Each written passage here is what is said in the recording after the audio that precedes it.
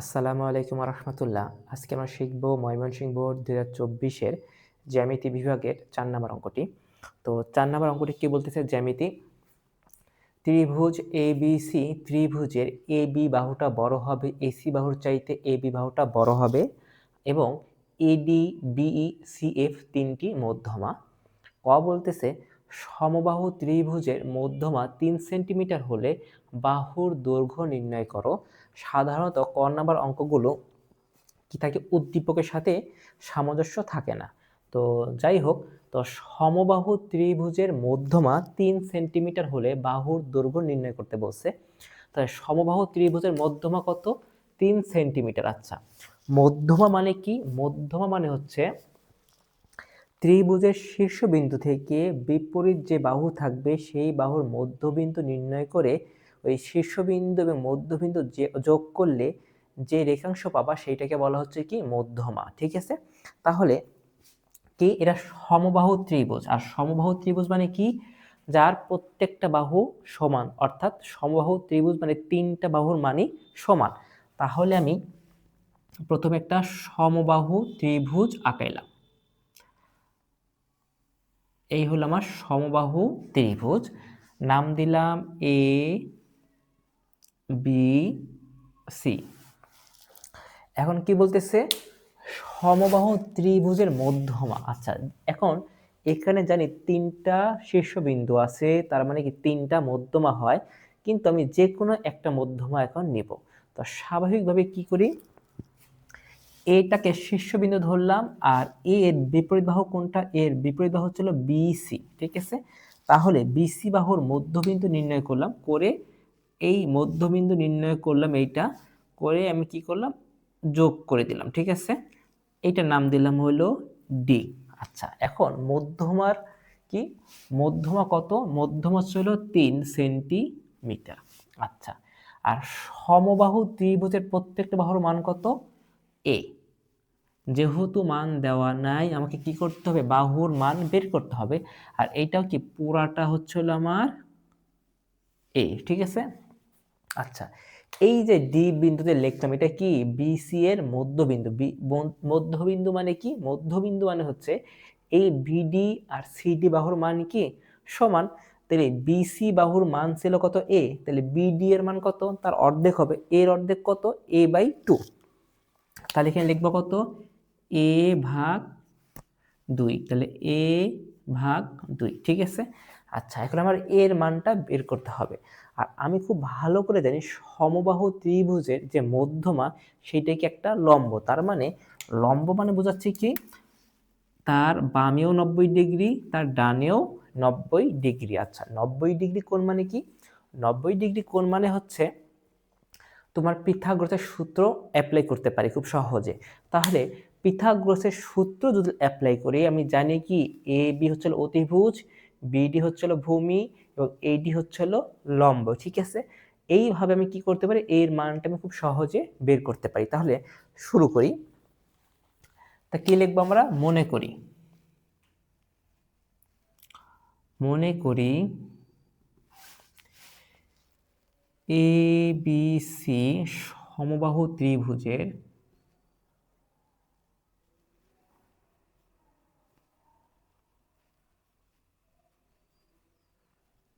সমবাহু ত্রিভুজের এ B equal এ। আচ্ছা, এ বি ইকুয়াল এ না লিখে কি লিখলাম? A B equal BC equal A C equal A. ঠিক আছে, এবং মধ্যমা মধ্যমা এডি ইকুয়াল 3 সেন্টিমিটার। আমরা জানি, ঠিক আছে, আমরা সরাসরি পিথাগোরাসের সূত্রটা লিখে ফেলি। তাহলে আমরা জানি অতিভুজ স্কয়ার। আচ্ছা, তাহলে অতিভুজ স্কয়ার, তাহলে কি? এ বি স্কয়ার ইকুয়াল লম্ব স্কয়ার, তাহলে এ ডি স্কয়ার প্লাস কি? ভূমি স্কয়ার। ভূমি কোনটা? B D square. আচ্ছা, তাহলে এ বি এর মান কত? এ বি এর মান এ স্কয়ার, আচ্ছা AD এর মান কত 3 স্কয়ার, আর BD এর মান কত A ডিভাইডেড 2 হোল স্কয়ার। তাহলে A স্কয়ার প্লাস সমান সমান 9 প্লাস A স্কয়ার ডিভাইডেড 4। এখন আমি কি করি, এই যে A স্কয়ার ডিভাইডেড 4 এটাকে বামে নিয়ে আসি, তাহলে A square minus A square divided 4 equal 9। তাহলে কি আসতেছে 4, তাহলে 4A square minus A square equal 9। তাহলে 4 এইখানে কি করি, যোগ বিয়োগ করলে হয় 3A স্কয়ার ইকুয়াল 36। আচ্ছা তাহলে A স্কয়ার ইকুয়াল 36 ডিভাইডেড 3। তাহলে A স্কয়ার সমান সমান হচ্ছে হলো কত 12। তাহলে A ইকুয়াল রুট ওভার 12। আচ্ছা তাহলে A ইকুয়াল আমি কি লিখতে পারি এরকম যে 2 স্কয়ার গুণন 3, 2 স্কয়ার মানে 2 স্কয়ার মানে 4, 4 এর সাথে 3 গুণ করলে হয় 12। তাহলে এইভাবে লেখা যায় A ইকুয়াল স্কয়ার এবং রুট কাটলে থাকে হলো শুধু 2 আর রুট 3, এই যে রুট 3, তাহলে কি এর মান কত 2 রুট 3 সেন্টিমিটার। এইটাই কি বাহুর দৈর্ঘ্য। এখন আসো আমরা খ নম্বর অঙ্কটা সমাধান করি। কি বলতেছে, প্রমাণ করতে হবে AD plus BE plus CF এর চাইতে বড় কে AB plus BC plus AC। আচ্ছা খ প্রমাণ করার আগে আমার উদ্দীপক কি বলতেছে ত্রিভুজ ABC ত্রিভুজের AB বাহুটা বড় হবে AC এর চাইতে এবং AD BE এবং CF তিনটি মধ্যমা। তার মানে ক্ষয়ে যেটা বলতেছে এইটা কি AD plus BE plus CF এই তিনটা অলরেডি আমার কি বলে দিছে প্রশ্নে, তিনটা হচ্ছে মধ্যমা। তার মানে এটা কি মধ্যমা, তাই লিখলাম এটা হলো কি মধ্যমা। ঠিক আছে। আচ্ছা মধ্যমার চাইতে বড় কে হবে, আচ্ছা AB BC AC এইটা আছে, তার মানে AB দেখো তো এর ভিতরে আছে নাই, BC নাই, AC নাই, তাহলে এইগুলা কি, এইগুলা হচ্ছে হলো এই যে এখানে লেখা আছে কি ত্রিভুজ ABC, তার মানে ত্রিভুজ একটা ত্রিভুজ যার তিনটা বাহুর AB BC AC। ঠিক আছে, তার মানে মধ্যমার চাইতে কে বড় হবে বাহু।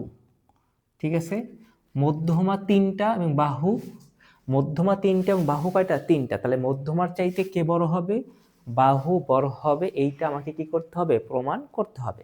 তার মানে প্রথমে আমি একটা ত্রিভুজ অঙ্কন করি, আর এখানে আমাকে একটা বারও বলে নাই যে কোন ধরনের ত্রিভুজ আঁকাইতে হবে, বাট আমাকে একটা ক্লু দিছে, কি ক্লু দিছে যে AB AC এর চাইতে বড়। তার মানে আমি যখন তিনটা বাহু আঁকাবো তখন অবশ্যই AC বাহুর চাইতে আমার AB বাহুর মানটা বড় হতে হবে, এইটা আমাকে নিশ্চিত করতে হবে। তাহলে আমি একটা ত্রিভুজ আঁকাই, ধরে নিলাম এইটা হচ্ছিল AB বাহু, এইটা হচ্ছিল আমার AC বাহু। ঠিক আছে, এখন দেখো আমি এইটা একটু বড় করে নিলাম। ঠিক আছে, এই একটা বড় করে নিয়ে এখন এটার সাথে এটা আমি যোগ করলাম, যোগ করার পরে এখন এটা কি দিব A, এটা B, এটা C। ঠিক আছে, এখন দেখো AB বাহুটা অবশ্যই AC বাহুর চাইতে কি বড় মনে হচ্ছে। ঠিক আছে, এখন আমি যেটা করব, আমাকে এখন বিশেষ নির্বাচন, অঙ্কন এবং প্রমাণ লিখতে হবে। তো যেহেতু আমি কি করব এখন বিশেষ নির্বাচন এবং অঙ্কনটা আপাতত বাদ দিচ্ছি, আমি সরাসরি ডাইরেক্ট প্রমাণে যাব, কিন্তু আমি বুঝাই দিব প্রত্যেকটা স্টেপ। এখন তাহলে কি করব, এই যে মধ্যমার কথা বলা আছে না, তাহলে মধ্যমাগুলো আমি এখন এই ত্রিভুজে দিয়ে ফেলি। তাহলে মধ্যমা কিভাবে দিব, এখানে বলা ছিল AD, তাহলে আমরা জানি মধ্যমা মানে কি, মধ্যমা মানে হচ্ছে হলো ত্রিভুজের শীর্ষবিন্দু থেকে বিপরীত বাহুর মধ্যবিন্দু নির্ণয় করে ওই শীর্ষবিন্দু এবং মধ্যবিন্দু যোগ করলে যে রেখাংশ পাওয়া যাবে সেইটাকে বলা হচ্ছে মধ্যমা। তাহলে কি AD, তাহলে আমি এখানে ইচ্ছা করলে E বা F দিতে পারবো না, তাহলে আমি ধরে নিলাম যে এটার মধ্যমা হচ্ছে হলো দিয়ে দিলাম, আর এটার মান কত, এটা হচ্ছে হলো ডি। আমি ইচ্ছা করলে এখানে ই বা এফ দিতে পারবো না, কেন, এখানে এর সাথে কি আছে, ডি, এই জন্য এই মানটা কি দিব, ডি দিব, ঠিক আছে। এবং কি বলতেছে, বি এর সাথে কি আছে, ই, তাহলে এইটার মধ্যমা কি হবে, এইখানে হবে, তাহলে এটার নাম হবে হলো ই, ঠিক আছে। আমি আপাতত দিচ্ছি না, জাস্ট যখন আমি বুঝাবো এই জন্য আমি কি আপাতত এই বিই মধ্যমাটা যোগ করতেছি না। ঠিক তেমনি সি আছে, সি এর সাথে কি আছে, সি এর সাথে আসলে এফ, তাহলে এই যে সি এর বিপরীত বাহু হচ্ছে এ বি, এ বি বাহুর মধ্যবিন্দু ধরলাম এইটা, ঠিক আছে, তাহলে এইটা হচ্ছে হলো এফ বিন্দু, ঠিক আছে। আচ্ছা, আমি এফ এবং ই কি করি নাই, যে সি এফ অথবা বি আমি যোগ করি নাই, জাস্ট কেন, আমি এখন এটা প্রমাণ করব তাই, ঠিক আছে।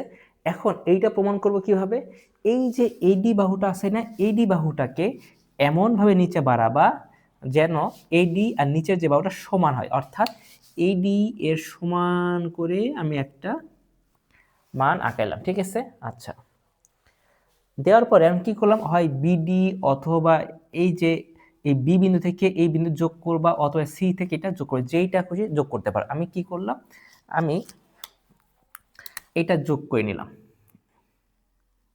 ঠিক আছে। আর এটার নাম দিচ্ছে হলো A B C D E F, এখানে আমি ও বিন্দু দিলাম, ঠিক আছে। আচ্ছা, এটা কি বলতেছি, আমি আমি বলতেছি এই ডি আর হচ্ছে হলো ও ডি কি সমান করে আমি আঁকাইছি, ঠিক আছে। অঙ্কনে লিখব কি, এডি এর সমান করে ওডি আঁকি, ঠিক আছে, তারপরে কি বিও যোগ করি, হ্যাঁ। এখন প্রমাণ লিখবো আমরা, ঠিক আছে।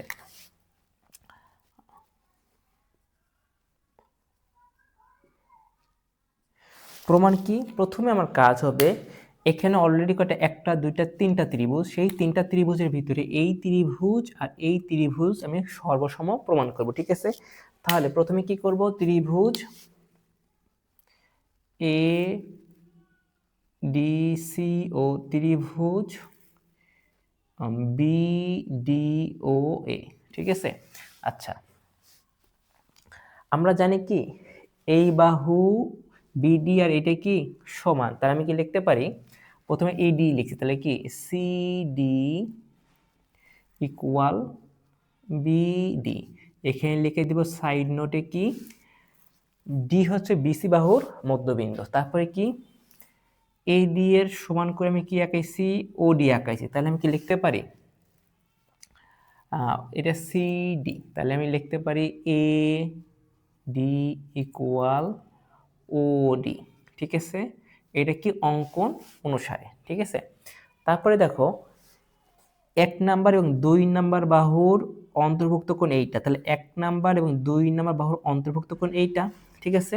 এরা পরস্পর কি বিপ্রতীক কোণ না, তাহলে আমি লিখতে পারি যে কোণ A D C equal BDO, আর এখানে লিখে দিব কি বিপ্রতীক কোণ। এখন দেখা যাচ্ছে কি দুইটা বাহু একটা কোণ দ্বারা আমি কি করতে পারতেছি, ত্রিভুজ দুইটা সর্বসম প্রমাণ করতে পারছি, তাহলে আমি কি লিখতে পারি যে ত্রিভুজ এ ডি সি ও ত্রিভুজ বিডি, আচ্ছা বিডিও কি সর্বসম।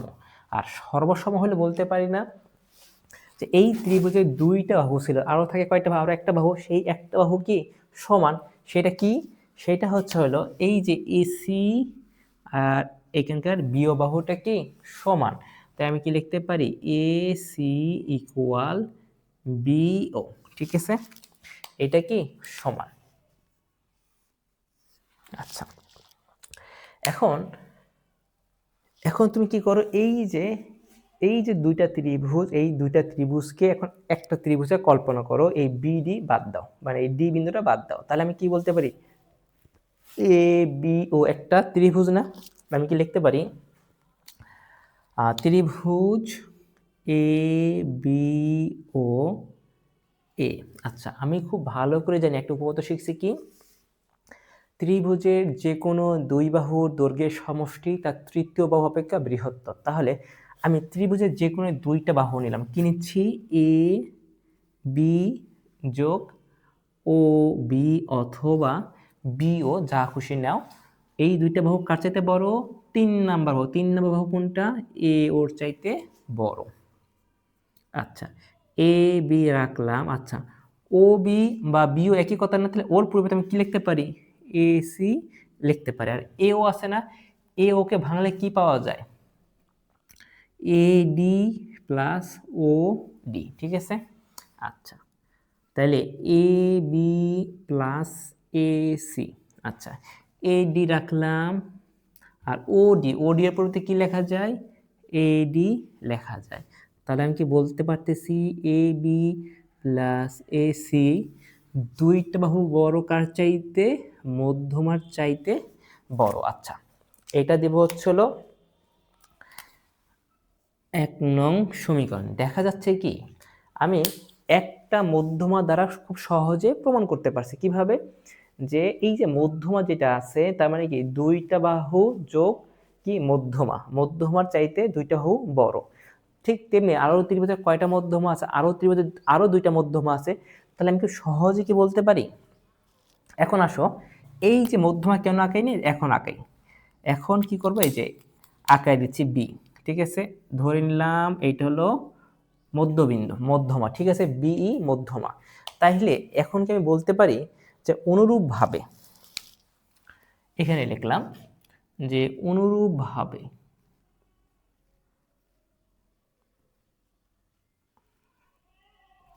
এই যে মধ্যমা কোথায় আছে? বিই মধ্যমা কোথায় আছে? এই বি বাহুর শীর্ষ, বি বাহুর বিপরীত বাহু কোনটা? এসি না?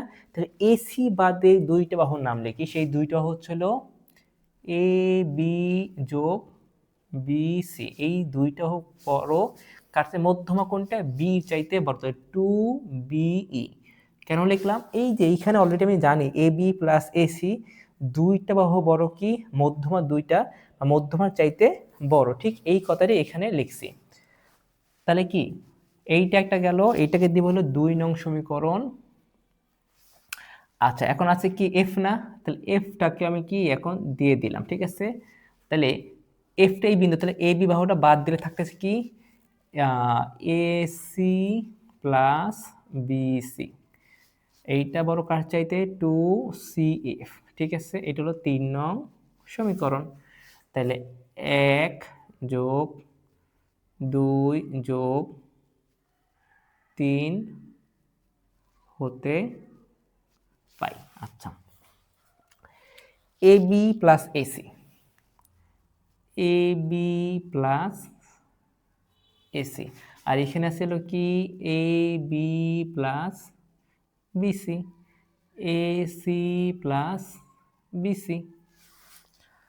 তাহলে 2AD plus 2BE plus 2CF।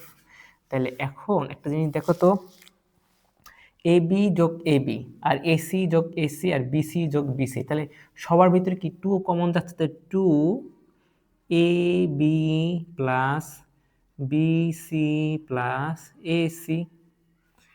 আর এখানে 2 কমন নিলে থাকে কত?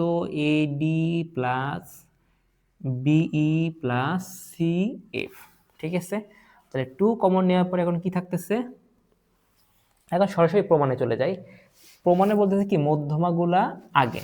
তাহলে আমি মধ্যমাগুলো একটু আগে লিখি। তাহলে এ ডি যোগ বিই যোগ সিএফ, এইটা কি ছোট কার চাইতে? ত্রিভুজের বাহুগুলা চাইতে ছোট। ওগুলোর নাম হচ্ছে এ বি যোগ বিসি যোগ এসি। তাহলে দেখা যাচ্ছে কি খুব সহজে কি আমি প্রমাণ করতে পারলাম। এখন আসো আমরা গ নম্বর অঙ্কটা সমাধান করি। কি বলতেছে? কোণ এ এর সমদ্বিখণ্ডক এ পি হলে প্রমাণ করো যে কোণ এ পি বি স্থূলকোণ। আচ্ছা, অলরেডি কি আমার সমদ্বিখণ্ডক, সমদ্বিখণ্ডক মানে কি সমান দুই ভাগে ভাগ করা। আর এখানে কি বলতেছে? এ পি হলে, আচ্ছা এ পি উদ্দীপকে কিন্তু A D BE C F তিনটা কি মধ্যমা। এখন এখানে কোথাও কি মধ্যমার কথা উল্লেখ নাই, কিন্তু তোমার কি করতে হবে? ত্রিভুজ এ বি সি ত্রিভুজটা ধরতে হবে এবং এই জিনিসটা একটু মাথায় রাখতে হবে যে এ বি বাহুটা বড় হবে কার চাইতে? এসি বাহুর চাইতে এবি বাহুটা বড় হবে, এইটা তোমাকে মাথায় রাখতে হবে, ঠিক আছে? তাহলে এখন কি করব, আমি একটা ত্রিভুজ অঙ্কন করি। এই গ নাম্বারটা যদি তুমি প্রমাণ করতে চাও তবে অবশ্যই তোমাকে কি করতে হবে, একটা ত্রিভুজ অঙ্কন করতে হবে, ঠিক আছে? তাহলে ত্রিভুজটা কি, এবি বাহুটা বড় হবে, অবশ্যই এসির চাইতে বড় হবে। তাহলে আমি এই রকম করে একটা নিলাম আর এইটা একটু এই রকম করে নিলাম। এটা এ বিন্দু, এটা বি, এটা সি। কি বলতেছে, কোণ এ, তাহলে এই যে কোণ এ সমদ্বিখণ্ডক আঁকাবো, কি আঁকানোর পরে এপি হলে, তার মানে এ সমদ্বিখণ্ডক আমি আঁকাইলাম, তাহলে এটা সমদ্বিখণ্ডক হচ্ছে হলো, ধরে নিলাম এই, তাহলে এইটা কি বিন্দু, পি বিন্দু, ঠিক আছে? আচ্ছা, এখন বলতেছে এ পি বি, তার মানে এই কোণটা আমাকে স্থূলকোণ প্রমাণ করতে হবে। এখন আমি খুব সহজেই বুঝতে পারতেছি এ পি বি এটা কি স্থূলকোণ। কেন? আমি জানি কি পি এর উপরে যে লম্বটান এটা কি 90 ডিগ্রি চাইতে বড়, আর স্থূলকোণ মানে কি, স্থূলকোণ মানে হচ্ছে 90 ডিগ্রি অপেক্ষা বড় হতে হবে এবং 180 ডিগ্রি অপেক্ষা ছোট হবে, সেই কোণকে কি কোণ বলবো, স্থূলকোণ বলবো। তাহলে এখন আমার শর্ত কি, 90 থেকে বড় এবং 180 থেকে ছোট, এই দুইটা আমাকে প্রমাণ করে দেখাইতে হবে, ঠিক আছে? তাহলে কি করতেছি, বিশেষ নির্বাচন এবং অঙ্কন বাদ দিলাম। এখন কি করব, মুখে মুখে বলে দিচ্ছি, এইটা যা আছে এর সাথে একটু যোগ করব, বিশেষ নির্বাচন, তারপরে কি অঙ্কন করব, কি এই যে এ বিন্দু হতে এ বিসি এর উপরে কি করব, একটা লম্ব টান, ঠিক আছে? এই হলো একটা লম্ব টানলাম, লম্বটার নাম দিচ্ছিল ধরো ডি বিন্দু দিলাম, ঠিক আছে? আর লম্ব যেহেতু টানছি, লম্ব মানে কি, আমি খুব ভালো করে জানি লম্ব মানে হচ্ছে দুই পাশে তার 90 ডিগ্রি করে থাকা লাগবে, ঠিক আছে? তবে এই ডি কোণের এই বাম পাশেও 90, ডান পাশেও 90, ঠিক আছে? এখন প্রমাণ করি।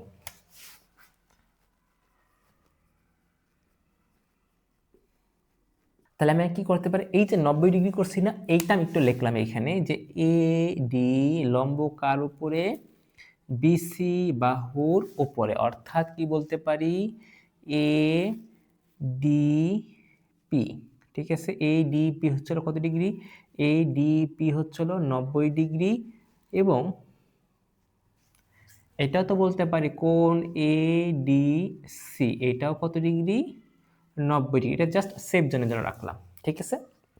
এখন আমি কি বলতে পারি, ত্রিভুজ এ পি ডি এ, আচ্ছা বহিস্থ কোণ কোনটা, বহিস্থ কোণ হচ্ছিল দুইটা, ঠিক আছে? এইটা একটা বহিস্থ কোণ আর এইটা একটা বহিস্থ কোণ, কিন্তু দুইটা বহিস্থ কোণের মধ্যে কোন বহিস্থ কোণটা নিব, এখানে অলরেডি কি এ পি বি বলা আছে, তাহলে কি আমি এ পি বিটাই নিচ্ছি। আচ্ছা, এ পি বি আমি জানি খুব ভালো করে যে ত্রিভুজের একটা বহিস্থ কোণ হচ্ছিল কি, তার বিপরীত অন্তস্থ কোণ দুইটির সমান, তার মানে এখানে কোণ দুইটা কি কি হবে, এই কোণ আর এই কোণ, এই দুই কোণের সমষ্টি হচ্ছিল বহিস্থ কোণ। তাহলে কি বলতে পারি, কোণ পি এ ডি যোগ কোণ এ ডি পি, ঠিক আছে?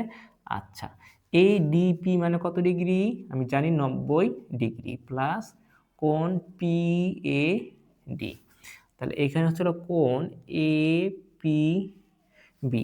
এখন একটা জিনিস ভালো করে খেয়াল করো, থিটার চাইতে কি এই যে 90 ডিগ্রি চাইতে থিটার মানটা বড়, থিটার মানটা বড় বলতে এ পি বি এর মানটা বড়। এখন বোঝা যাচ্ছে কি এ পি বি হচ্ছে 90 থেকে বড়, তাহলে আমি খুব সহজে কি এটা লিখতে পারি যে কোণ এ পি বি এইটা 90 ডিগ্রি অপেক্ষা বড়, একটা হয়ে গেল।